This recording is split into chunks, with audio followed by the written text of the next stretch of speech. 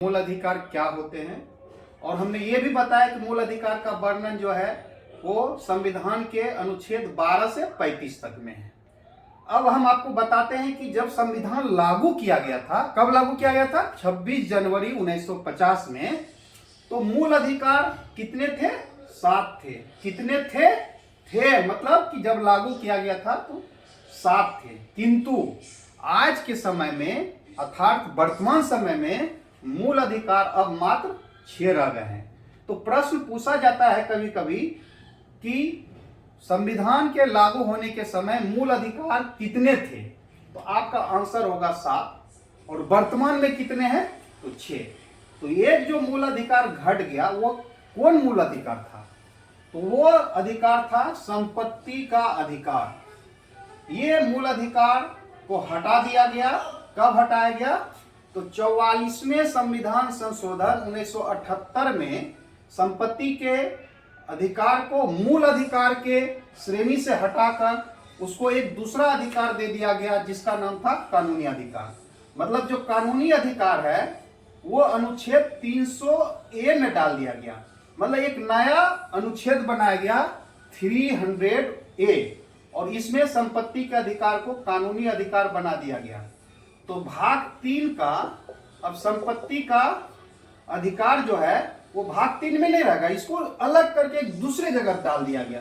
तो जब भाग 3 में नहीं रहा तो फिर जो है अगर संपत्ति के अधिकार के विरुद्ध कोई सरकार कानून बनाती है तो उसको फिर संवैधानिक उपचार का जो संविधान में संरक्षण था वो नहीं रह जाता है।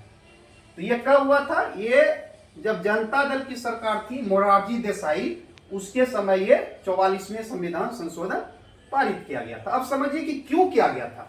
देखिए हुआ था क्या कि जब भारत का डेवलपमेंट होता है, राज्य का डेवलपमेंट होता है, तो हमको जमीन की आवश्यकता पड़ती थी। अब हमको रेल बनाना है तो रेल की पटरी जा रही है, और पता चला कि बीच में एक ऐसा मालिक आ गया जो कहता है कि हम जमीन देंगे ही नहीं, आप ले जाइए घुमा के रेलवे।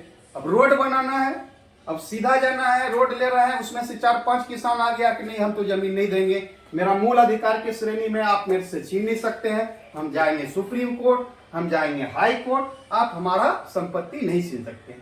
तो ये विकास में बाधा उत्पन्न होने लगा। तो इसको दूर करने के लिए ही इसको मूल अधिकार की श्रेणी से हटा दिया गया और कानूनी अधिकार बना दिया गया। अब कानूनी अधिकार बना दिया, कानूनी अधिकार क्या होता है इसको थोड़ा समझ लीजिए आप लोग।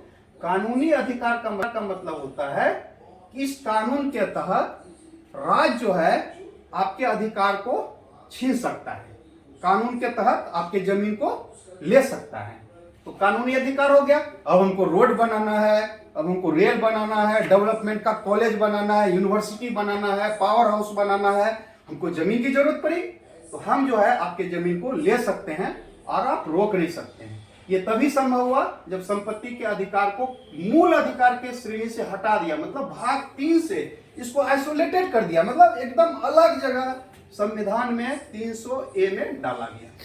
तो अक्सर ये प्रश्न पूछा जाता है इस संविधान संशोधन के द्वारा संपत्ति के अधिकार को मूल अधिकार की श्रेणी से हटाकर कानूनी अधिकार बना दिया गया। तो आपका उत्तर होगा 44वें संविधान। इसमें अक्सर जो है जो स्टूडेंट है वो गलती करते हैं, वो जनरली 42 में इसमें मार के चले आते हैं आंसर में, आंसर सही उत्तर। तो जरा ध्यान रखिएगा, कभी भी 42 में नहीं रखिए, 44 में होगा।